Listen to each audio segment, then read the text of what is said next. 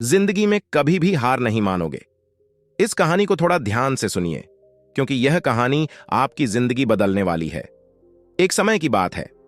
महात्मा बुद्ध के सबसे प्रिय और करीबी शिष्य आनंद एक बार कहीं जा रहे थे।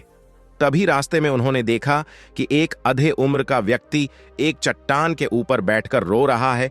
यह देखकर आनंद वहीं रुक गए और उस व्यक्ति के पास जाकर उसके दुखी होने का कारण पूछा। वह व्यक्ति अपने आंसू पहुंचते हुए बोला, मैं नहीं, पास के ही गांव का रहने वाला एक बदनसीब व्यापारी हूं। मैं जो भी काम करता हूं वही बिगड़ा जाता है। व्यापार के चक्कर में मैंने अपनी मां और पत्नी के गहने गंवा दिए, अपने परिवार को खो दिया, और यहां तक कि अब तो मेरा घर और खेत भी गिर भी। मुझे तो लगता है कि मेरी किस्मत ही खराब है। उस व्यक्ति की बात सुनकर आनंद बोले, तुमसे किसने कहा कि तुम्हारी किस्मत खराब है? जरा मैं भी तो जानूं कि तुम्हारी किस्मत में क्या खराबी है। व्यक्ति बोला, पहले मैं खेती करता था, लेकिन हर साल उसमें घाटा होता था। कभी सूखा पच जाता तो कभी ज्यादा।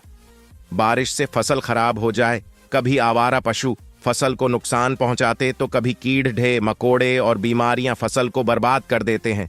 खेती से मेरे परिवार का गुजारा ठीक से नहीं चल पा रहा था, जिससे परेशान होकर मैंने खेती करना छोड़ दिया। व्यापार करने का निश्चय किया। मैंने पत्नी के गहने बेचकर अपना व्यापार शुरू किया, लेकिन मेरा व्यापार नहीं चला।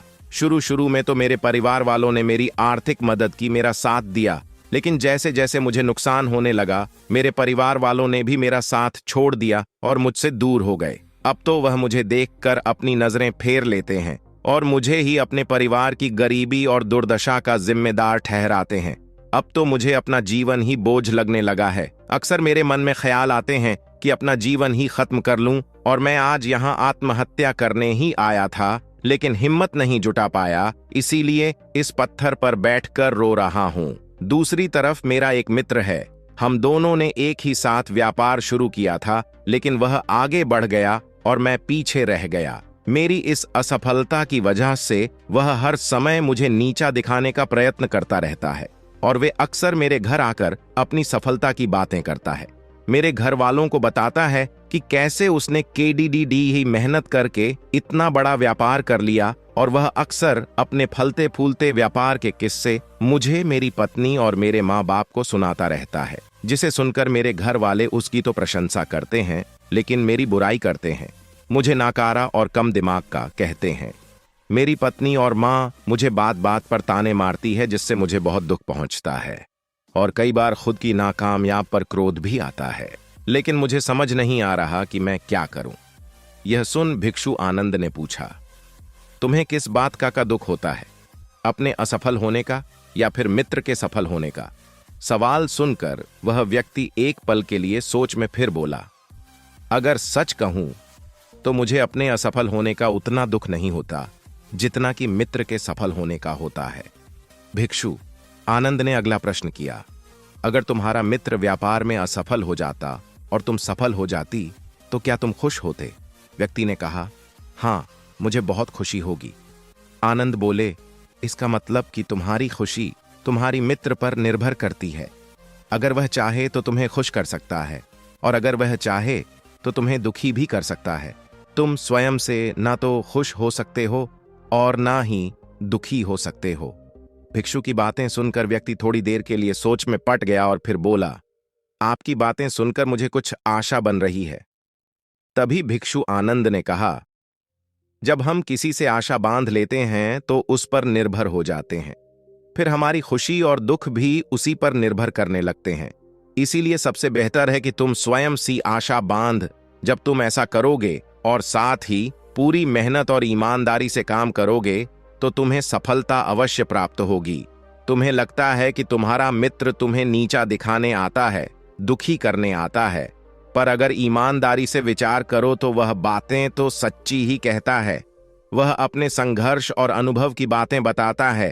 तुम उन बातों से बहुत कुछ सीख सकते हो। तुम्हें तो इसके लिए उसका धन्यवाद करना चाहिए कि तुम्हें घर बैठे इतने सारे अनुभव मिल रहे हैं। तुम अनुभवों का लाभ उठाओ, नई शुरुआत करो, ईमानदारी से कर्म करते जाओ, हार मत मानो। एक दिन तुम्हें सफलता जरूर मिलेगी। आज तुम जिसे अपना पूरा वक्त हो या बुरी किस्मत कह रहे हो, एक दिन यह बदल जाएगी, और इसी के साथ तुम्हारी सोच और विचार भी बदल जाएंगे। और देखना, जब तुम्हारा अच्छा समय शुरू हो जाएगा तब तुम्हारा मित्र भी तुम्हें अपनी सफलताओं की कहानियां नहीं सुनाएगा, तुम्हें अपनी असफलताओं और परेशानियों की बातें सुनाई देगा, ताकि तुम उसकी बातें सुनकर भ्रमित हो जाओ, तुम्हारा आत्मविश्वास डगमगा जाए और तुम गलत निर्णय ले सको। लेकिन उस समय भी तुम्हें अपने ही बुद्धि का प्रयोग करना होगा, स्वयं पर विश्वास रखना हो। जिस प्रकार तुम्हारा मित्र आज तुम्हें दुखी करने आता है, वैसे ही वह उस समय भी तुम्हें दुखी करने आएगा, क्योंकि जिस तरह उसे दुखी देखकर तुम्हें मां आता है, ठीक उसी तरह उसे भी तुम्हें दुखी देखने में उतना ही मजा आता है। व्यक्ति ने कहा, आपने सही कहा मुनिवर, लेकिन मेरा सबसे बड़ा दुख यह है कि मेरे परिवार के लोग भी इसमें शामिल हैं। वास्तव में मैं तो अपने परिवार के लिए अच्छा करना चाहता था, उन्हें खुश रखना चाहता था, लेकिन वह भी मेरी बातों और भावनाओं को नहीं समझ रही है, मुझे ही गलत कहते हैं, और पिछले कुछ समय से तो वह मेरे साथ भी नहीं है। लेकिन आमतौर पर ऐसा नहीं होता, लोग हमारे पास आकर तारीफ नहीं करते, जिससे हम दुखी हो जाते हैं। हमें लगने लगता है कि हमारे मित्र, रिश्तेदार, घर वाले सब स्वार्थी हैं। लेकिन अगर तुम किसी को अपना परिवार मानते हो और उसके लिए कुछ करना चाहते हो, तो फिर तुम ऐसा क्यों सोचते हो कि तुम दूसरों के लिए कुछ कर रहे हो? वास्तव में तुम अपनी खुशी के लिए कुछ कर रहे हो, क्योंकि उन्हें खुश देखकर तुम खुशी होती है। अगर ऐसा करते समय तो मानकर चलते हो कि तुम दूसरों के लिए कुछ कर रहे हो, तो तुम दुखी रहोगे। लेकिन अगर तुम्हें लगता है कि तुम स्वयं के लिए कर रहे हो, तो तुम खुश रहोगे, क्योंकि जब हम स्वयं के लिए कुछ करते हैं या करना चाहते हैं, तो हमें इसके लिए सांत्वना की जरूरत नहीं पड़ रहती। भिक्षु आनंद की यह बातें सुनकर उस व्यक्ति के चेहरे के भाव पूरी तरह से बदल गए। उसने कहा, आप सही कह रहे हैं। मैं समझ गया कि अब तक मेरी किस्मत इसीलिए खराब थी क्योंकि वह दूसरों के हाथों में थी, लेकिन अब से मैं अपनी किस्मत को अपने हाथों में रखूंगा, फिर से प्रयत्न करूंगा, पूरी लगन और ईमानदारी से काम करूंगा, और जब तक सफलता नहीं मिल जाती है, चैन से नहीं बैठूंगा। उस व्यक्ति की बात सुनकर आनंद मुस्कुराए और उसे एक छोटी सी डिबिया देते हुए कहा, इस डिबिया को हमेशा अपने साथ रखना। इसमें एक ऐसा मंत्र है जो तुम्हें बड़े से बड़े दुख से भी बाहर निकाल लेगा। लेकिन इस डिबिया को तभी खोलना जब तुम्हारे सारे रास्ते बंद हो जाएंगे, कोई उम्मीद नजर ना आए और तुम्हें लगने लगे कि सब व्यर्थ है, यह दुनिया व्यर्थ है और यहां रहना भी व्यर्थ है। व्यक्ति ने भिक्षु का धन्यवाद किया और उस डिबिया को लेकर अपने घर वापस आ गया। उसने नए उत्साह के साथ दोबारा अपने व्यापार की शुरुआत की और इस बार उसका व्यापार चल पाट दहा अपनी मेहनत और लगन के बल पर बस कुछ ही सालों में वह एक बड़ा व्यापारी बन गया। उसके परिवार वाले भी उसके साथ आ गए और उसका जीवन बहुत ही सुख शांति और समृद्धि के साथ बीतने लगा। लेकिन समय और किस्मत के खेल को आज तक ना कोई समझ पाया है और ना कोई समझ पाएगा। यह सदा एक जैसा नहीं रहता, यह बदलता रहता है। उस व्यक्ति के जीवन में भी बदलाव आया। वही व्यक्ति जिस राज्य में रहता था, उस राज्य पर पोसी राज्य के राजा ने हमला कर दिया। उस हमले और लूट मार में उस व्यक्ति का सारा धन भी लूट लिया गया। उसके दुकानें और घर सब जला दिए गए। जान बचाने के लिए उसे अपने परिवार के साथ वहां से भागना पड़ा। व्यक्ति अपने परिवार के साथ कई दिनों तक इधर उधर भटकता रहा। वह दाने दाने को मोहताज हो गया। उसका बच्चा बीमार हो गया और इलाज के अभाव में बीमारी से बुरी तरह रहने लगा। यह देखकर उसका हृदय चित्कार कर उठा। उसके पास अपने बेटे के इलाज और परिवार को खिलाने के लिए धन के नाम पर एक सिक्का भी नहीं था। वह अंदर से बुरी तरह से टूट गया।